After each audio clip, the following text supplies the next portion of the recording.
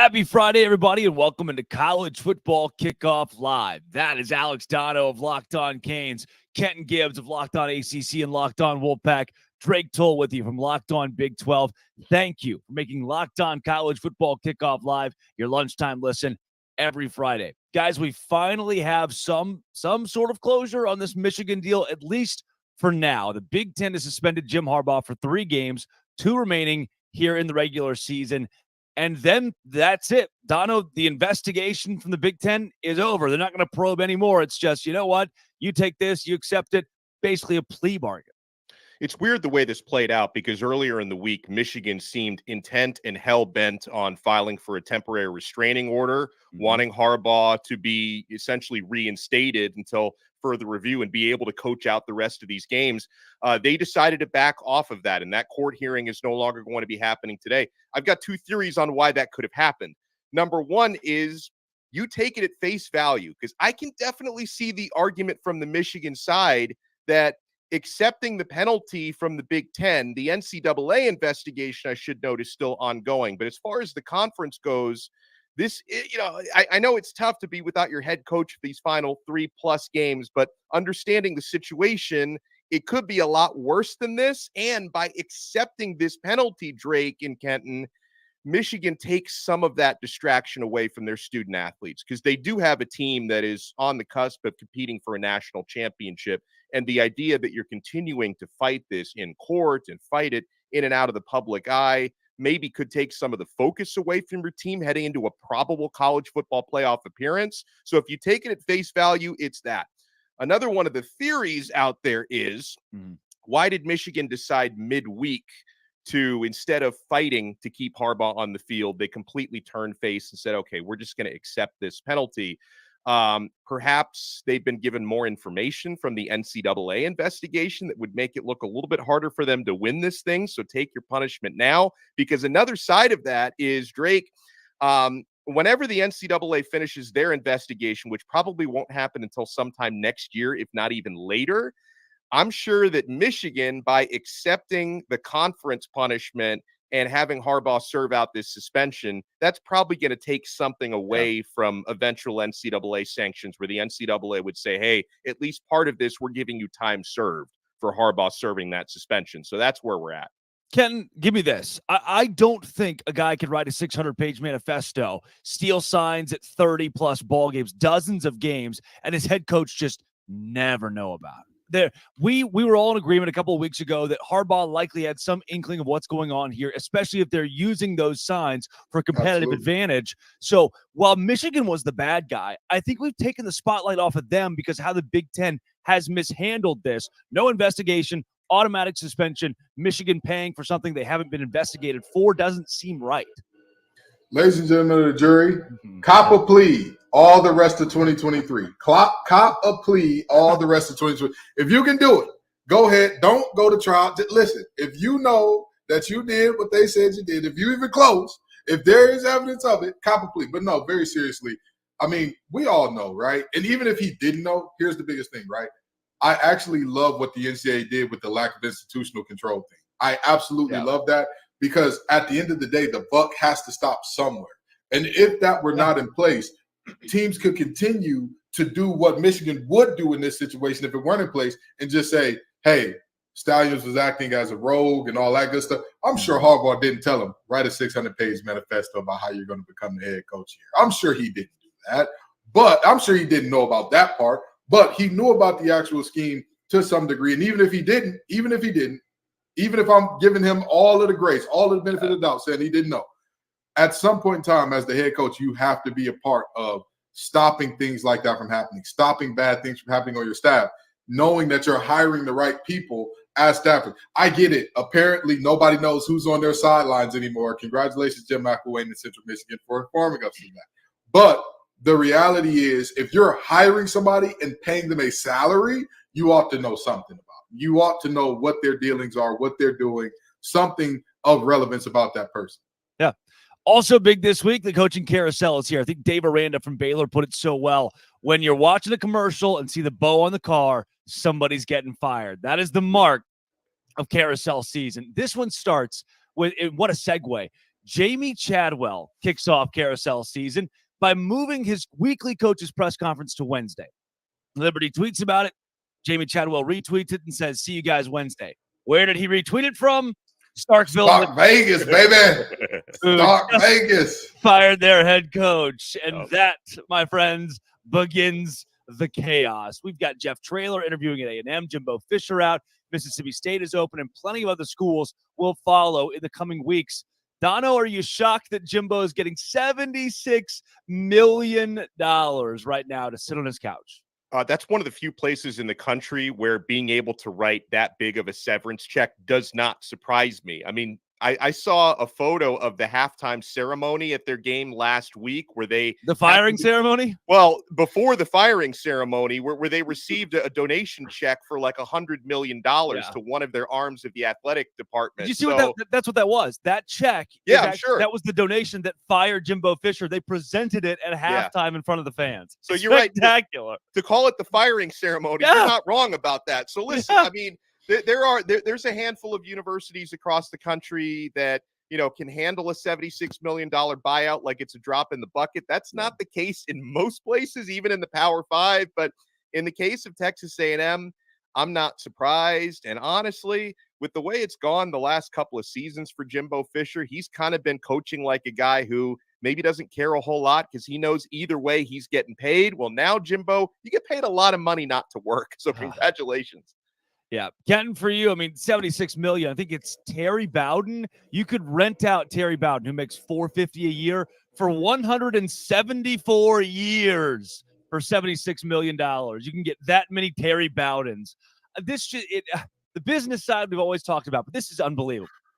I remember when Coach O was talking about LSU paid him, what, $17 million? 17. And he said, "Where's the door?" He said, "Which door you want me to go out of? Where you want me to be going, brother?" And that was a terrible Coach O impression, but you get the point. And moving forward with Jimbo, $75 million. There's no job in America. There's not a single job in America as good as fired head coach. Josh McDaniels, go ahead, get your money, brother. Jimbo Fisher, go ahead, get your money, brother. I'm telling you, there are plenty of coaches around this. There's going to be bows on cars for all of their wives. That car may have to be shipped to another city. That car may have to be delivered by Carvana to wherever they're going. But I'll tell you what, there's some coaches that are about to, you know, as they like to say, 'tis the season of handing out bags for no reason. And that's what a lot of these athletic departments are about to do. It's about to be big bag season because they're getting new coaches.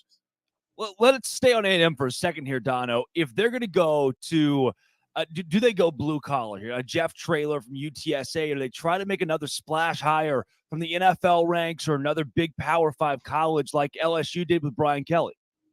I could see either side of it. You know, one of the names I've seen thrown out there, and I doubt he would be interested because he's doing such a great job in the NFL right now, but he is a Texas A&M guy, and that's Dan Campbell. Don't you wish that in Detroit? No, and Kenton, I'm telling you, I don't think it's gonna happen, but he would check off every box because he knows the Aggies culture. He's got that tough sort of grinding mentality. I mean, this is an NFL coach who is like the opposite of Hollywood, right? He doesn't bring that sort of glamour. He brings that blue collar, let's run Oklahoma drills and practice every day. I think that would probably be the dream candidate. But again, he's doing fine where he is. And not too many coaches. It happens. I mean, it happened to Nick Saban when he arrived in Alabama. He left an NFL job to do that. He wasn't doing as well as Dan Campbell is right now, but it's not unprecedented. So something like that would be intriguing for me if they want to make a really, really, really big splash. But I don't know. I think maybe going a little bit more low key with it because Jimbo Fisher was a big splash and that one didn't really play out. Maybe you go in a different direction this time.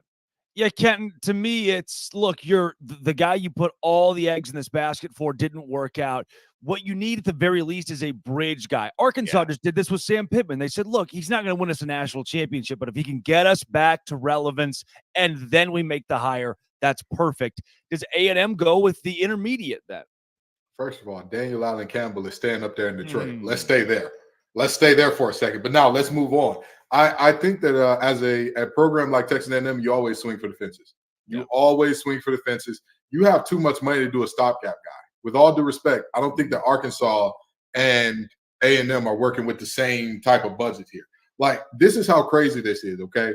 Now, I was hearing from my sources, hey, A&M is on Elko's heels hard.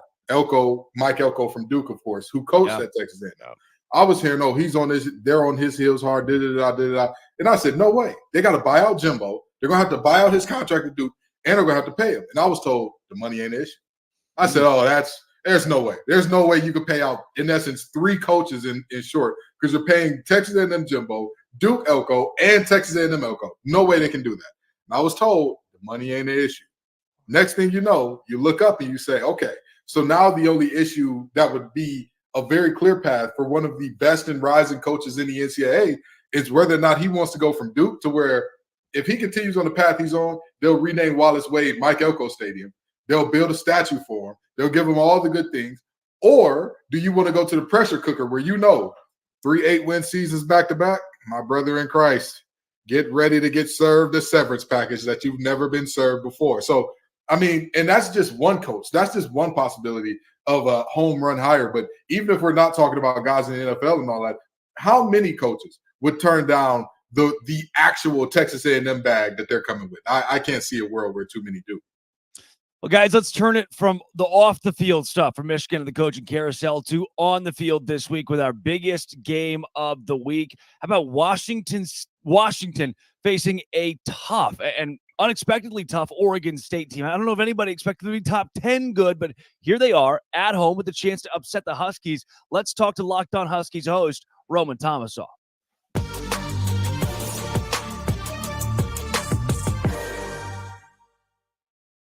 Roman Thomasoff and Locked On Huskies here with Locked On College Football Kickoff Live.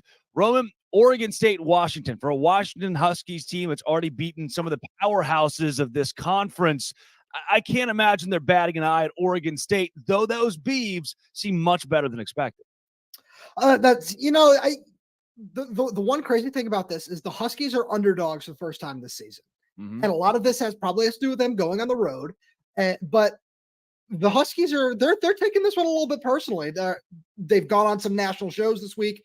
Pat McAfee was talking about it yesterday, saying, like the normally soft-spoken Michael Penix was out there just in the grand scheme of things saying, we like this. Wide receivers coach Jamarcus Shepard, who's just one of my favorite humans on this planet to talk to. He always has something good to say. Said, we love this. We love this disrespect. We want you to talk bad about their girlfriends. We want you to talk bad about their families. We want you to do all that stuff because we play our best when we're backed against the wall. And going down to Reser Stadium, that's going to be a really hostile environment. There's going to be some weather in play. But I think that this is going to be a really, really even matchup. And where I think that it's going to come down to on the field is if Washington can stop the run, we know that they can throw the ball all over the yard. Jalen McMillan is finally healthy again. He should be playing, we'll see, probably somewhere around 20 snaps in this game. And moving forward, I think that there's just a whole lot to like. And I don't – the fact that the Huskies are an underdog is a little shocking to me, I will say. So let me ask you this, Roman. In terms of, you talked about a little bit of inclement weather, and we all know that Penix is the guy. It's, flinging the ball down the yard, but not only flinging the ball down the yard, this is a big shot offense, which is generally the worst in inclement weather. What do you see as the key to getting this offense going if it is a, very rainy, very windy, very, all those things type of day, maybe even some snow out there? What do you look like there? So that would be my guy on the ground, Dylan Johnson. Dylan Johnson has played in 9 games, a Mississippi State transfer. He's been fantastic this season after struggling early on with a knee injury that he suffered during his time in Mississippi State. But he has gotten healthy over the course of the season, and in the 9 games he's played, he's only rushed for 100 yards 3 times. But those 3 times were against number 8 Oregon, where he went for exactly 100 yards, 256 yards in the Coliseum against number 20 USC. And then last week he ran for 104 yards against Utah. So in Washington's 3 ranked games, he's been at his best. And Oregon State, I like their defense a lot. They're a little bit on the lighter side. And when Washington wants to go heavy, they're really hard to move off the ball. And I think that the 215-pound Johnson can just really have his way with some of these lighter Oregon State defenders if he wants to. Roman, like you, when I checked the odds at FanDuel and I saw that Oregon State were favored by 1, despite, Washington has all this momentum, Penix, the undefeated, sensational. They're in the top 4 college football playoff now, and yet they're underdogs this weekend. It is worth noting Oregon State hasn't given up more than 24 points at home all year. They also haven't faced an offense like the one Washington is bringing to the table. But what scares you most when you look at Oregon State? What are the biggest concerns you would have from the Washington side? The biggest concern that I would have is their just fantastic rushing attack. Damon Martinez is, in my opinion, one of the top 2 best backs in the conference. And if he's been fantastic all season long. That offensive line that they have there is unbelievably good. And they've just done whatever they wanted all season long. And I think that Washington's defense, it's been a little bit questionable at times. They did a really good job after allowing 28 points in the first half last week against Utah, just shoring up, not allowing anything in the second half. They held them to like 75 yards just over the course of the second half. And that offense doesn't move the ball really well through the air, but they're a rushing attack, and they held them far under their season average. They only rushed for 115 yards last week. So I think that's going to be the biggest concern that I have is if Oregon State can run the ball effectively. Roman, give me a score prediction. That's tough. See, I usually don't do score predictions because I'm the worst jinx on the face of the planet. Yes. Tell me Oregon State's going to win. Tell me Oregon State's going to win. Washington wins. That's what I can give you. I love it. Roman Thomasoff, Locked On Huskies. Thank you for joining Locked On College Football Kickoff Live. Thanks for having me.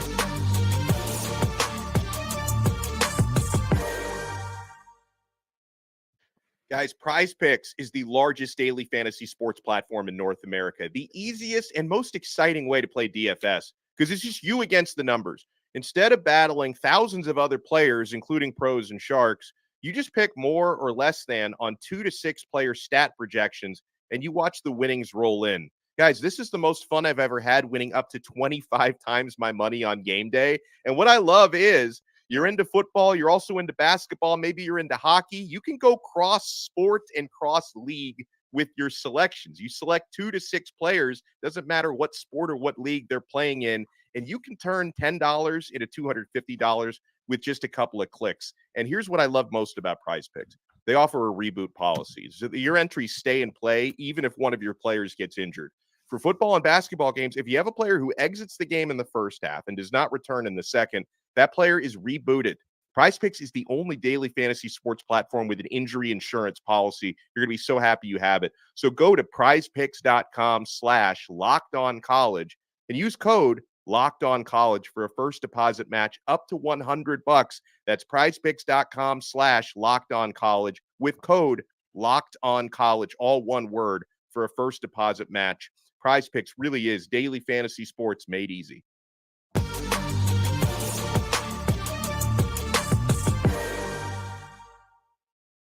It's the segment that we've all been waiting for. Some of the best bets this week come from the sneakiest. It is time for Sell Me Why. I'm back. The BYU Cougars play host to the reeling Oklahoma Sooners tomorrow at noon Eastern. Cougs are 24.5-point underdogs at home for a BYU team that seemed so promising a few weeks ago. Here is Jake Hatch of Locked On BYU to sell us why the Cougars cover 24.5.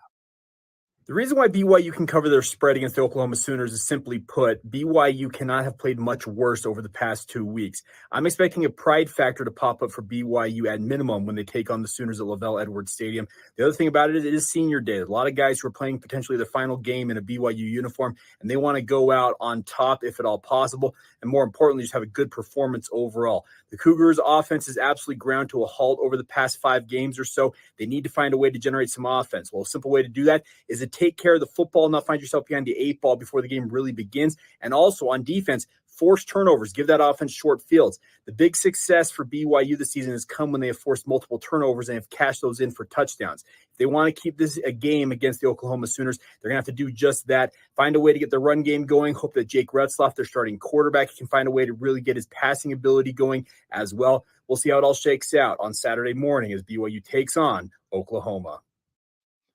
Guys, I know we've gotten into more of a commentary on how the hosts approach Sell Me Why. There have been those little tells where you hear maybe the host isn't sold. And a lot of this is, can they show us? Can this guy step up? Can this happen? And not, here's what will happen. Here's where BYU does have the edge. Dono, 24.5's a lot. That's why I stay in and out on this one. But as far as being sold, I'm not in either direction. I'm with you. I'm not playing it because that's just too big of a number for me. If Oklahoma was at home, I'd probably take them minus 24.5. I don't like that so much on the road. But with that said, they're going to win this game comfortably. I think when you've got a spread that big, it kind of all depends on how does the fourth quarter shake out? If it is a blowout, are there starters in? Are there starters not in? How much did they take the foot off the gas pedal? How does Brent Venables kind of approach that fourth quarter? So it's just too big of a number for me to take here. With that said, yeah, I mean, he mentioned BYU, probably not quite as bad as they've looked the last couple of weeks, but, Oklahoma had a tough stretch. They bounced back, putting up 59 points against West Virginia last week. So Oklahoma's definitely the side here, just 24.5 points. If I had to pick a side, I'd pick Oklahoma, but I'm sitting this one out. Yeah, Kenton, a conference game between one team in Oklahoma that has had a rough few weeks, and then a BYU squad that's a game away from being bowl eligible, and they're at home. I balk at 24.5 in almost any conference game. That Texas game has broken the odds makers when it comes to Oklahoma. Texas is 1-3 against the spread since that game. BYU covers this ball game, and let me tell you why. I'm looking at this, and as much as I love Coach Venables, because y'all know, I've talked about it many a time on this show, how much I love me some Brent Venables. But the reality is they're not pissed off anymore. They got their pissed off game out of them last week. And beyond that, what do they have to tune it up and get style points for? What is the motivation or the reason to get? If they were in the playoff hunt, I would say, hey, can they beat this team by 24? Absolutely. What does Venables gain by going after that? If you're number 5 and you think that there are going to be 5 or 6 undefeated teams, you got to run it up. You got to get your style points. But the reality is he gains nothing. Y'all are probably going to be on the cusp of a New Year's Six bowl, maybe just on the outside looking in to still get a good bowl game, regardless if you win this game by 10, you win this game by 17, you win this game by 24, and he's not going to risk injury in order to get that, hey, make Vegas happy type deal. So I think the BYU covers here. I talked about this game a little bit on Locked On Big 12 this week, and for me, the injuries for BYU at key positions make this a tough game to sell me why they can cover. But for Oklahoma, again, I turn back to the point spread being so large. It's not a matter of can Oklahoma win this game and win it by a lot. The answer is yes. But even if they win 38-21, they still didn't cover by a touchdown, more than a touchdown. So with that, I can't trust it. I'm not sold on BYU.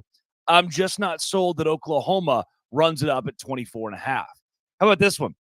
Top 25 teams with the Kansas Jayhawks, who are still ranked, and the number 21 Kansas State Wildcats. The Jayhawks are 9.5-point underdogs, and they are at home. Here's Derek Johnson to sell you why Kansas can cover against K-State. I'm Derek Johnson with Locked On Jayhawks. Why can Kansas cover the spread on Saturday in a top 25 Sunflower Showdown? For one, it's senior day. They're going to be juiced up. 19 seniors that have meant so much to this program. And if not now, then when? They've lost 14 straight to K-State. They are chomping at the bit to get back at it, and they have the emotion you would think on their side in this game. But they're 2-0 against the spread coming off a loss this year, which they're coming off of last week against Tech. 4-2 against the spread at home. They are also 3-1 against the spread this year as an underdog and 2-0 against the spread as an underdog at home. But beyond that, how are they going to do it? Well, it's going to take the rushing game to get going. And as great as Kansas State has been, as great as their defense has been overall, Texas ran for 230, 6.2 yards per carry. Texas Tech ran for 182 on over 6 yards per carry. Oklahoma State and UCF both ran for around 150, 150 plus on over 4 yards per carry. Kansas has a great running game. If they can get that going, they can cover the spread, which is exactly what can happen on Saturday. Yeah, Derek had to bury the lead here a bit because Kansas quarterback Jason Bean was questionable. It looks like he's going to play, took most of the reps in practice on Wednesday. With him being back in, that's a huge boost. Kenton, this is a Kansas team that, when at full strength, is very dangerous. But I want to pause it there. I want to pause the full strength thing and go to something that Derek mentioned, senior day. I mean, you've been right there before. Does that truly add, does it add that much juice? The thing is, senior day is just like every other major event that happens to a football team. It could be a positive, it could be a negative. Some teams, they see senior day and they're like, all right, great. We're going to get the seniors out there. All the seniors are going to start, all the seniors that we can find, the walk-ons, the, end of the bench guys, all that. And we're going to feel great about it. We're going to play great. Some folks, senior day is a little bit too big of a moment. It's a little bit too much pageantry. It's a little bit too much before the game. So I don't want to say one way or the other whether or not it's a positive or negative motivator. It's all about what you make it. But going from there, I'll tell you this much.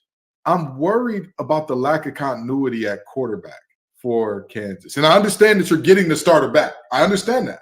But we have seen many a time where the starter comes back and the timing is just a little off because you're used to the backup that throws that hook route inside and up instead of directly on your numbers and all that type of going on. And so that's tough for me. And also, this 15-game winning streak for Kansas State didn't come by accident. We can talk about, hey, this is not the Les Miles years and all that, sure. But even after that, this Kansas State team has absolutely dominated this rivalry. So with that being said, I think that Kansas does exercise some demons here. But you said Kansas State is 9.5 point favorites? 9.5. Okay, Kansas State 9.5 point favorites. I don't think Kansas State covers that. So I have been effectively sold on why Kansas will get this done. I apologize for mentioning the quarterback there, but I think they'll get it done. You did. You gave me every reason to not trust Kansas and then gave me Kansas plus 9.5. Donna, what do you got on this one? Yeah, you know me, Drake. I like to approach these "Sell Me Why" segments as if I'm a juror and I'm like hearing an argument in court. And I thought that was an excellent "Sell Me Why." So some of the preconceived notions that I had about Kansas State winning 14 straight times in this rivalry, but being such big favorites on all these home dogs, and I know there's one in the ACC we're going to talk about as well, but all these big home dogs around college football is making my head spin a little bit. I think Kansas is going to cover. I think they're probably going to lose a game by 3 points to a touchdown. They're going to cover the 9.5. Yeah, for me, having watched this Kansas State team the last couple of weeks mow through Big 12 competition, even that Texas game, as close as it was, I think they've hit their stride. They beat Baylor last week by 34 points. They're in a position to make another statement this week as they try to get to the Big 12 championship. And guys, something we can unpack later on. I don't know if you saw this. The Big 12 changed its rules this week. The Big 12 had in the rule book, if there is a tie at the top of the conference with 3 teams, your quality of record, basically your record against common opponents, is what sends you to the Big 12 championship game. Kansas State was gearing up to go to that game, and guess what happened? The Big 12 changed the rules in the middle of the week and said, no, sir, it's going to go by head-to-head, which should have been in place to begin with. Now, Oklahoma State is in the Big 12 championship. In a matter of 48 hours, it was ripped from the Wildcats with 2 weeks to go. They've got a lot to play for, and for that, I'll give them 9.5 points. They win it by 10. 34-24 in Lawrence. This one, though, we'll go to the ACC where you guys live. Number 20 North Carolina Tar Heels traveling to Death Valley to take on the unranked Clemson Tigers. Isaac Shade of Locked On Tar Heels is here to sell us why. They will cover 7.5. They're underdogs. Hey there, it's Isaac Shade, the host of Locked On Tar Heels, and I'm here to sell you why North Carolina is going to cover the 6.5 point spread at Clemson on Saturday. 4 words for you: Drake May, Omarion Hampton, the leaders of the nation's 3rd most prolific offense. Now, to be fair, Clemson is the best defense Carolina is going to see all season. And last year, they held Drake May in check and have only improved since then. But guess what? So has North Carolina's potent offense, and most importantly so, because they can now play complementary football that comes in the form of running back Omarion Hampton. Last year, Clemson could sell out to stop the pass, but not so anymore because Carolina boasts the nation's 2nd leading rusher to go alongside everything that Drake May does so well. Hampton is a powerful between the tackles runner that gets better as the game goes on, aging like a fine wine. Don't believe me? Ask Dono over there. He's seen it up close and personal. All right, Dono, let's ask you. He didn't sell me though. And as good of a job that Isaac did. Clemson looks like a completely different team ever since Tyler from Spartanburg called out Dabo Swinney. Clemson's at home in this game, and North Carolina did beat Miami, so Isaac has that to hold over me for another year, but I just can't trust a team that gave up 46 points to Georgia Tech and expect them to go into Death Valley against a Clemson team that's playing well and cover. I don't think North Carolina's going to win outright, but I don't think they cover either. I think Clemson wins this game by 10 points. Kenton, this North Carolina team frustrates me so much because they lost to Virginia at home and Georgia Tech And yeah, I mean, they have every opportunity to be 10-0 right now. They should be undefeated and in the conversation for college football playoff. But when it matters the most, they pee down their leg. I don't see why that doesn't happen again this week. First of all, nobody gets to outsing my sweet prince, Drake C. Toll. Nobody he does did that. a hell of a job. He did a hell of a. You tried. He's a worship pastor. It's not even fair. It's not a fair fight. And then to be nasty and throw shade at the Italian betting guy on this show. No, commercial guy. That will not stand. That will not stand. This is Locked On College Football Live's Tyler from Spartanburg moment. Because I have had enough.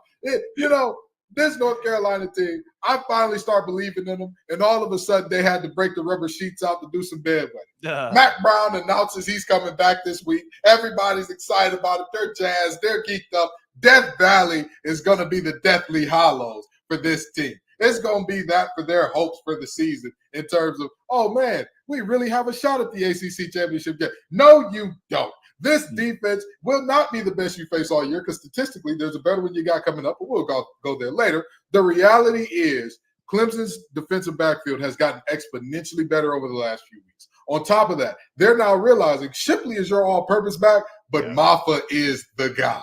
That is the guy who carries the mail and gets you home. So with that being said, I don't think that UNC goes into Death Valley and covers this spread. Drake may can do all he wants. Omarion Hampton is only rushing great against really bad teams. And with that being said, they're going to have some problems. But don't worry, Roy Cooper and company going to try to get South Carolina's AG on the line to make sure that Tez Walker is eligible to get open as well in this one. Could very well be a lock of the week this week, going Clemson over North Carolina at home. As we wrap up our Sell Me Why, let's talk about one of the biggest games of the week. Another one of these big games coming from the SEC, Georgia and Tennessee. Can somebody finally stun the Bulldogs? That is coming up when Eric Kane joins us.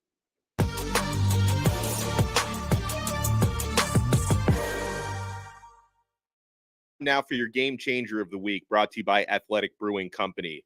I'm going to put the focus on Washington. We talked about them earlier. The Huskies have momentum. They're in the top 4. They've got a Heisman candidate playing quarterback for them, but they didn't have long to enjoy that top 4 in the college football playoff because they've got a tough matchup against Oregon State. So much like the Huskies, Athletic Brewing has completely changed the non-alcoholic beer game. They make non-alcoholic beers that actually taste good. Guys, they beat out full-strength beers in global competitions. They brew over 50 styles of craft non-alcoholic beer, including IPAs, Goldens, Sours, and so much more. They're constantly releasing limited edition experimental styles to add to their variety. They're fit for all times. You can drink Athletic Brewing anytime, anywhere, and make any activity more enjoyable. No hangovers ever, which is a huge plus. You can find Athletic Brewing Company's non-alcoholic brews at a store near you or buy online at athleticbrewing.com. First-time customers can use code LOCKEDON to get 15% off your first online order. That's our code LOCKEDON, all one word, at checkout for 15% off at athleticbrewing.com. Near beer, exclusions and conditions apply. Athletic Brewing Company, fit for all times.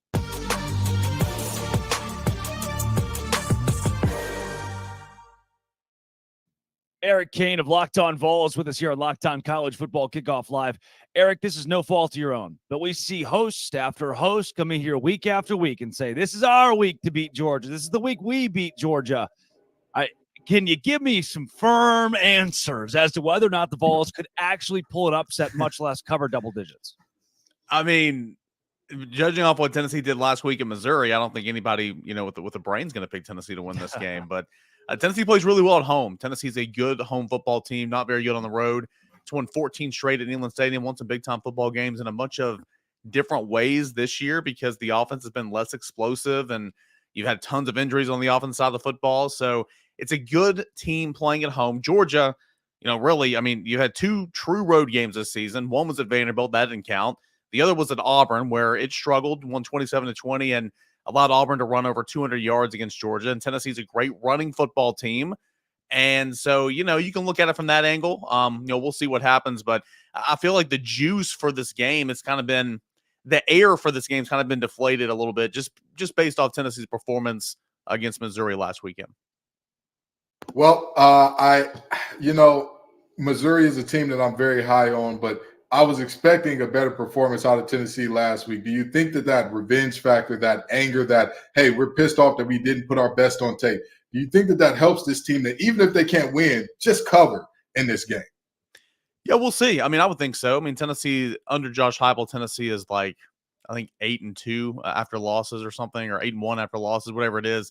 They've been really good after losses. And again, what we saw from Tennessee last weekend was, I mean, that's not Tennessee. I don't know what that was. Yeah. I mean, I'm not trying to say Tennessee is a college football top 4 team, but I mean, it wasn't that team that just no-showed. I mean, it was offense, it was defense. I mean, you had one play offensively, and that was it. And then everything else was just horrible. So it's a team that gets motivated after a loss. Again, coming home to play your first SEC game in 5 weeks.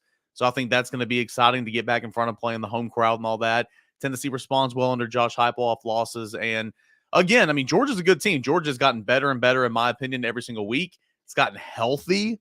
It's dangerous right now, but Tennessee's just a different ball club at home, and the lack of a true road environment, I think, is going to hurt Georgia a little bit, at least in terms of allowing Tennessee to potentially cover, like you said.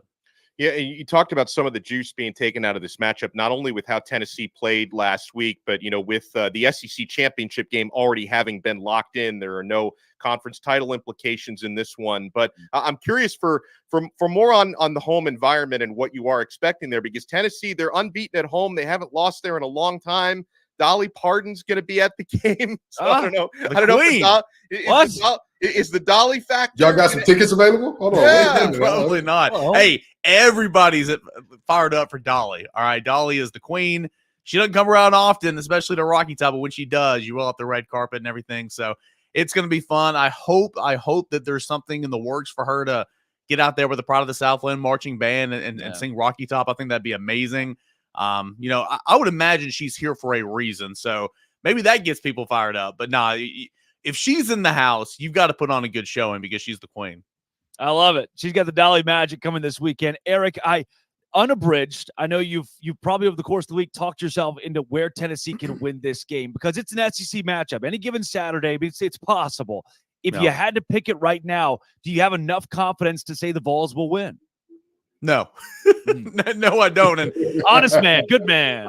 I mean, I call it like I see it. And in fact, I've called Tennessee to win every single game this year so far until this week. And you just can't trust Tennessee right now. Even though I do believe that they're a better team at home. I do believe it's a good running football team. But in the 3 losses this year, Tennessee's run game just not shown up. Joe Milton ran pretty well at Alabama, but your traditional run game has not run well at Florida, at Alabama, at Missouri. And up until last week, this run game was leading the SEC. I mean, averaging over 230 yards a game. It's a good run game, but in losses, it doesn't show up. And in 2 years under Josh Heupel, Tennessee's been able to run on everybody but Georgia. Tennessee just can't run on Georgia the first 2 years under Josh Heupel. So we'll see if that trend can kind of alter here in 2023. But if Tennessee wants to have a chance to win this game, if Tennessee wants to have a chance to be in this game in the fourth quarter, which I believe if Tennessee does what it does well, it can absolutely make this a game. It can absolutely have an opportunity to win. It's just been too inconsistent for me to trust right now. But got to run the football on offense. Got to shut down running the football on defense, which has done a good job so far of doing.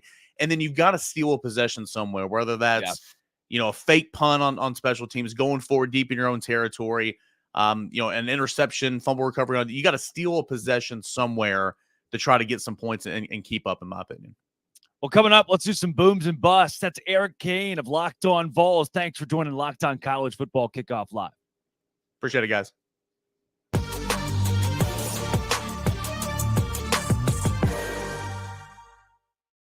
All right, fellas, let's do some booms and busts. I'm going to start because I bury my own lead here. I usually have you guys go, and then I fall in place. James Franklin and Drew Aller and all these guys, because we keep going through the whole, Penn State's college football playoff material, and, they're going to win the big game. You know what it's starting to remind me of? You ready for this? What if James Franklin is just Big Ten Mark Richt? What if he's just that guy that goes 9-3, 10-2, get you to an upper tier bowl game, sometimes a New Year's Six bowl, and at some point, you hit the break and you say, we don't need a 9-3 head coach. We need a national championship head coach. Georgia decided that, and they went on to win a couple of national championships. My bust this week is Penn State, and I'm starting to ask, is James Franklin Mark Richt? Dono, I see you're nodding. Are you falling in line with that? Well, I am, and it's funny you bring up Penn State as your bust because I'm Mr. Positivity on the show because I have Michigan as a boom. But obviously, everything you said is accurate. But Penn State, it wasn't just them losing the game; it was also Michigan going in there into hostile territory and winning that game and doing it despite all the awkwardness surrounding your program and your head coach having to watch it from a hotel 20 miles away because guys. By the way, R.I.P. Jim Harbaugh. That post-game on the field interview was just spectacular. Yeah. It's almost like he's still here with us. We need this for coach. Yeah. But continue on the Michigan front, it's like not only, and this is a great football team, right? I mean, and I think they could potentially win a national championship, even if Jim Harbaugh is not allowed, and he would be allowed to coach in the playoffs. But even if he wasn't, I still think this team is good enough to win a national title. And before that game, all the questions people had because, Michigan had been covering spreads left and right, beating up on anyone. They hadn't really faced a real opponent until they went in to face Penn State, and they passed that test with flying colors. So Michigan is a boom for me. And I've got a bust as well because, I was pretty hyped a couple weeks ago about Oklahoma State, and they're ranked number 15 in the country. They go down to Central Florida, which, the same program that in 2017 had a parade for a national championship because one rogue poll had them ranked number 1. They go into Central Florida. They didn't just get beaten Oklahoma State. They got blown out 45-3 by UCF. That's my bust of the week. Yeah, pretty good one. I can see that. Kent, let's go to you. Well, first of all, Drake, I 1,000% agree with you about James Franklin. It's the old Cat Williams joke. A 300C looks like a phantom until an actual phantom pulls up. It's the exact same thing with Penn State. They look like a playoff team until an actual playoff team comes around, and it's like, that's what a playoff team is like. We are not there. We are not there yet, my brothers and sisters, friends in Christ. But my boom of the week, my very first one, I've been riding with him all along. Oh, we're that's still it. riding. We That's stand it. on business, Josh. We stand on business. Eli Drinkwitz and the Missouri Tigers. I'm sorry, Mr. Kane. I love the fact that Tennessee showed up on today's episode. I held the sign down for long enough. But darn it, I'll tell you what. People talk about Eli Drinkwitz immediately scurrying away saying he stands on business. Well, guess what? He stands on business. He walks on business. He runs on business. He'll throw on business if he got to because Eli Drinkwitz is a man of business. It's so, Ken, if I come up to you at the corner bar and say something about your mama and then immediately run away, what does that say about me? Because that's what Eli Drinkwitz did. Well, I think it's a little different because it's like if you beat me up and said something, then immediately ran it because they won the game. I can understand if it's like, this is before the game. He's like, hey, we stand on business. And then he runs away. But like, he won the game. They stood on business. Business was, in fact, stood on before he said we stand on business. So if you knock me out, say something about my mom and then run away, you could just be ducking the feds. That's what that is there. But anyway, my bust of the week. There are so many teams that were so disappointing this last week. And I'm sorry to say this. Dono, I love you. And I defended your honor against Isaac. TVD. Every single Miami game recently seems to end with a Tyler Van Dyke interception. What under God's green earth is going on over there? The minute Emory Williams went down, I said to myself, this game's going to end with Tyler Van Dyke throwing the interception. Not only is it going to end with him throwing the interception, it's going to end with him throwing the bad interception. And Donald, I'm sorry, I see the little one coming in and creeping in the picture. I don't want him to hear this type of nonsense. He's a huge TVD fan. That's why he had to come in. You're disrespecting Van Dyke. Listen, tell him to not set himself up to get his heart broke this young because immediately when I watched that last play of the game, you have Restrepo on the out route, wide open. Well, not wide open, but he's college open enough to where you hit him. That's your guy. He's your best friend. He's your roommate. And what does TVD do instead? Let me pull the ball down. Let me look over the middle. Let me throw late. Let me throw lob. Let me throw it over the middle. The 3 rules of quarterback play that you don't violate. And I'm a defensive tackle, and I know that. TVD, my brother in Christ, biggest bust almost of the year so far in terms of 0 touchdowns, 6 interceptions in his last 3 conference games. I can't argue with a single word that you said. And, of course, the irony is now because Emory Williams, who they benched him for, breaks his arm in that final possession. Yeah. It's the Tyler Van Dyke show the rest of the way. And obviously we all feel terrible for Emery for what he's going through. And I think, Kenton, Van Dyke, obviously the way he's played this year is indefensible. I'm not even going to attempt to try to defend it. I'm just hoping that he can find a little clarity, because it seems to me like he put way too much pressure on himself to try and live up to the NFL draft stock that some people thought he had heading into this year. Right, He's been pressing a lot of throws. He's been really avoiding checkdowns. He's allergic to checkdowns, and he's thrown a ton of interceptions, 12 on the season, including a stretch where he's thrown 11 in his last 5 appearances. It's just absolutely horrific. So hopefully he can find some kind of clarity, because Miami's matching up against Louisville on Saturday, which is a game where I think it's pretty evenly matched in most areas, and Miami is at home on senior day. But the variable is, can they take care of the football? Because Jack Plummer at Louisville has done an excellent job doing just that. Tyler Van Dyke has been the opposite of someone who takes care of the football. Yeah. Guys, I've got 2 busts this week. My second bust, I had poison ivy this week, so I'm already pessimistic. Like 4 medications and a steroid, which I can still not dunk a basketball. But how does an adult man get poison ivy, you ask? Great question. So in my Waller, I have decided I am done with the Big 12. I will, in spite of the Big 12, I will keep hosting Locked On Big 12.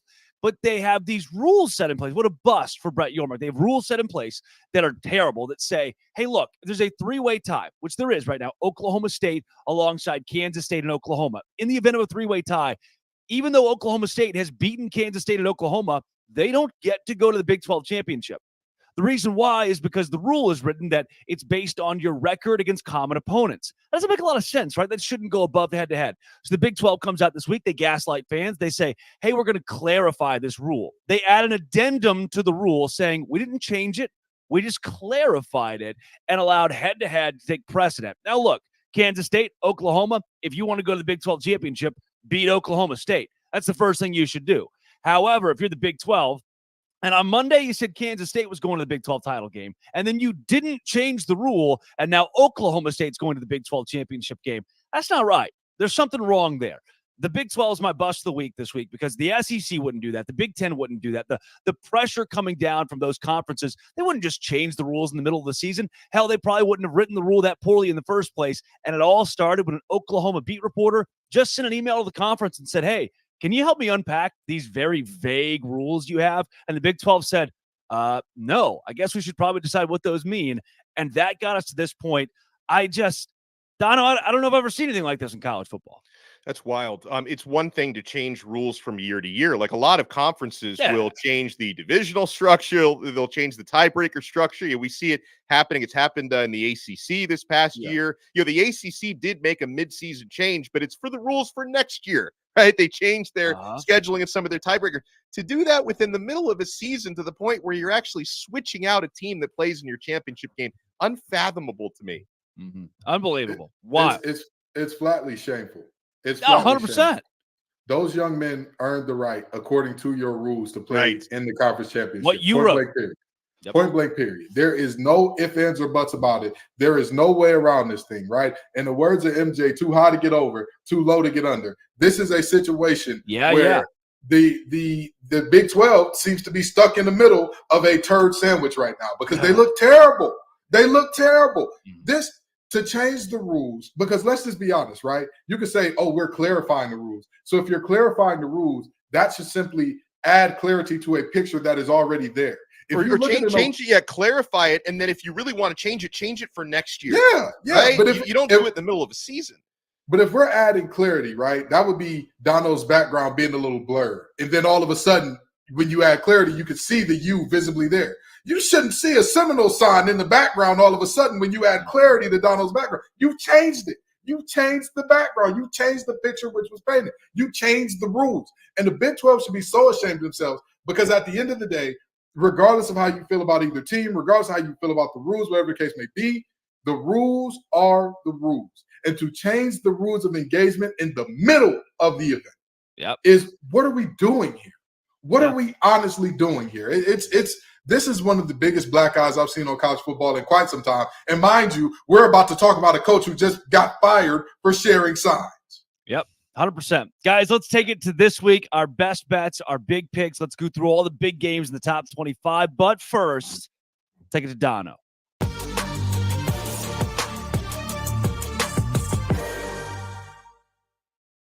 Picks is the largest daily fantasy sports platform in North America, and it's the easiest and most exciting way to play DFS. I love Prize Picks because, guys, you're not going up against thousands of other players, including pros and sharks.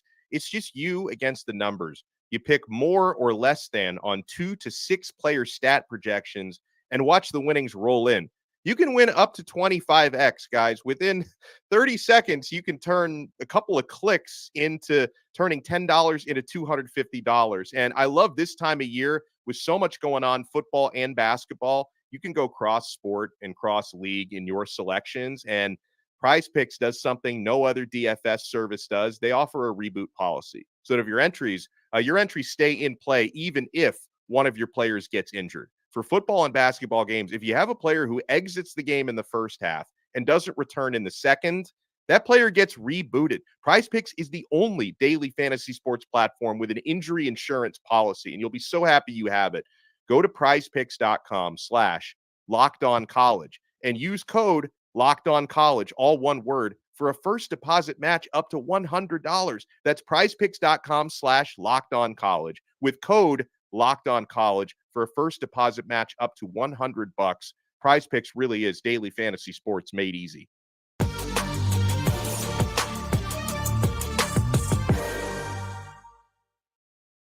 Fellas, before we jump in here to our picks of the week, some breaking news in college football that our producer Brandon Olson relayed in. Michigan has fired linebackers coach Chris Partridge, who apparently was good buddies with Connor Stallions.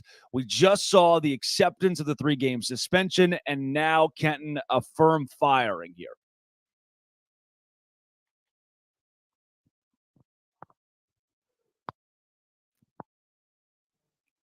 Ooh, I can't hear Kenton. Oh, good. I'm so sorry. I was muted. We have the moment of demarcation here. That's what's happening. Yes. We have the moment where Michigan is saying, okay, we're going to shed everybody who definitively is indicted or indicated to have been a major player in this sign stealing scheme. We're going to shed all of them. We're going to accept the punishment, and we're going to go from there, as opposed to trying to hold on to Partridge, hold on to Stallions and say, hey, we're going to rally around you and do all the things. I don't know if they were the only ones in on it. I don't know if they're just the fall guys, but that's what seems to be happening. You know, the reality is this is Michigan saying, hey, we accept it. We accept the blame. We're going to get rid of the negligent parties or the bad actors and move forward from there. Much like my mic was a bad actor when I first started this segment. Dono.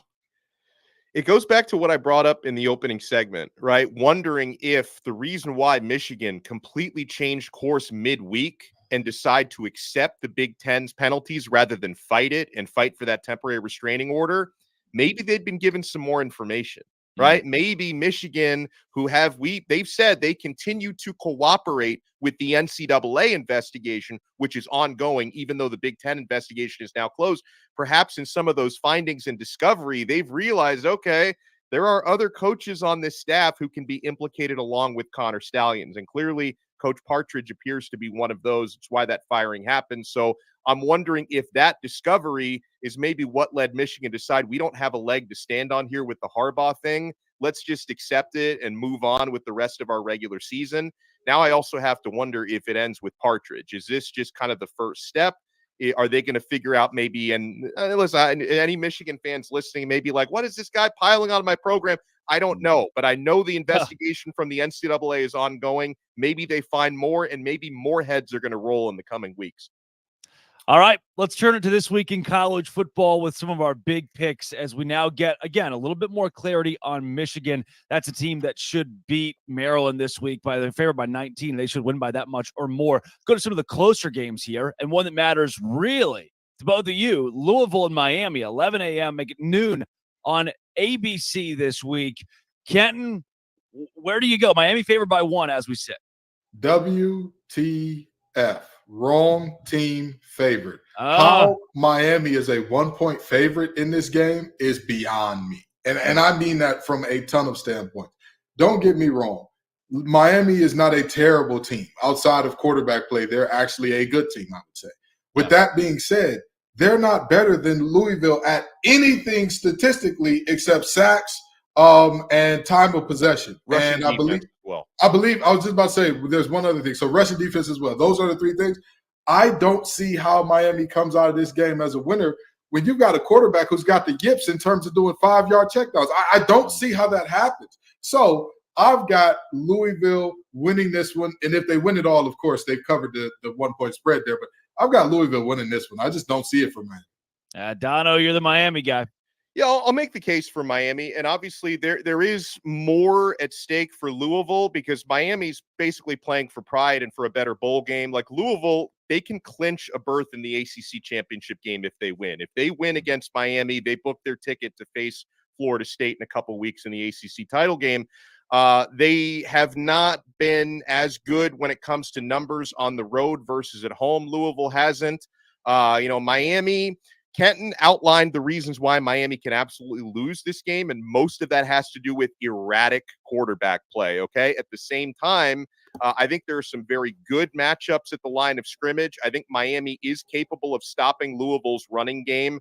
I look at Miami's defensive coordinator, Lance Guidry, who's now a Broyles Award semifinalist. Yeah. I think that's the guy who can really decide this matchup in a positive way, as long as Tyler Van Dyke on the other side of the football doesn't decide it in a negative way, because Guidry has done a fantastic job canceling out opposing teams' rushing offenses and really being exotic with his coverages and blitzes. So I think if Miami can force Jack Plummer to try to beat them, I think the Hurricanes have a good chance based upon their defense. I think Miami will be able to run the football even against a tough Louisville defensive front. So it comes down to quarterbacking. I have predicted Miami to get a close victory at home, noon game, a lot of humidity, I should say. It's still very hot down here in South Florida on senior day. So I think Miami's going to win probably 24-21, something like that. But it's going to be very close. And I know Kenton has watched a lot of Miami football this year. I'm sure Drake has as well. Anytime you watch Miami, good, bad, or ugly, things are always close and things are always theatric, right? Some weird stuff is going to happen on Saturday. I can see Miami pulling out a close one. All right, quick fire, guys. I'll take Louisville in that one, by the way. Quick fire, Utah, Arizona, Kenton. Give me Utah. I think that defense is too good. I like Arizona. They're a great story. They're a great feel-good story this year. I just don't think they got the horses in the stable to beat Utah. Dono. I'm a huge Jed Fish fan, but I'm with Kenton on Utah. I think Utah's defense, I think they're going to bounce back this week and come away with a nice win. I'm riding the hot hand here. I think Arizona, Jetfish, they do get it done and become a legitimate player early on in the Big 12. Let's go to big game, 2:30, CBS, SEC, Georgia, Tennessee. Donna, we'll keep it with you. Georgia. I think Georgia's going to win, and they're going to win comfortably and extend that 27-game winning streak. I know that, Tennessee, they haven't lost at home this year, but Georgia, they are peaking at the right time. They're back in the number one spot. They're going to roll. Kenton. Hustle and Flow was also based in Tennessee. And as the great CJ once said, whoop that trick. No, I'm just joking. Very seriously, it's not going to go well for Tennessee. Georgia is going to beat the brakes off those boys. Let's take you to Kansas State and Kansas. Sunflower Showdown. This one in Lawrence. And Kenton. Give me Kansas. I got Kansas in a really, really close game. I think Kansas finally breaks that streak. I think they got all the horses in the stable to do it. I think that they're finally ready to have that moment. And they've been up and down and all that good stuff, but I think that this is their moment to finally show, like, hey, we're here. We've arrived. We can do things in this conference. Dono. Going with Kansas State. It's been a one-sided rivalry in their favor. They're going to continue that trend. Give me Kansas State as well. Everybody taking Texas over Iowa State here. Is that right? Just want to make sure. Yes. Iowa State it is. One of us picks Iowa State to beat Texas this week. Wow. Now, our last two games here, I want to give you the college game day pick. James Madison at home against Appalachian State, Dono. I haven't looked at the spread, but I will tell you, Appalachian State is always one of those teams I enjoy watching. I think they're going to pick up a dub. Wow, Kenton. Give me the Dukes. They're pissed off. They've been disrespected by the NCAA. They're undefeated and belong in the New Year's Six bowl game. They're the best team in the state of Virginia right now. That is Fight true. on, Dukes. All right, men. It is 6:30, ABC, the marquee game of the week. It's Washington. It's Oregon State. Ken, are you going with the Beavs? You know, an eager beaver has been the downfall of many a men, but not these Huskies. They get the job done on the road. I believe in Penix enough. I think that defense can do enough to stop the Pac-12's leading rusher to come out of there with a win. Give me the Huskies. Dono. I feel like something weird's going to happen in Oregon State, and it's weird because like you can't even call it an upset because they're favored, right? I was surprised to see that they're favored. But I just feel like the narrative is set for a letdown with all the hype and why Washington's had to really earn some close wins this season, going into the road against a tough team and a great running team. The fact that they're now in the college football playoff kind of feels good to be true for them. I think the other shoe is going to drop on Saturday. Beaver tail, I'm tailing Beaver. Oregon State, rat line, they get it done at home. I'm stepping in the poop, and I'm taking them. Give me Oregon State over Washington this week. That is Alex Dono of Locked On Canes, Kenton Gibbs of Locked On ACC and Locked On Wolfpack, Drake Toll with you from Locked On Big 12. Always a good Friday when you're on Locked On College Football Kickoff Live. Thank you for making Locked On College Football Kickoff Live your lunchtime listen every single week. I'll say it again. This has been and always will be Locked On College Football Kickoff Live.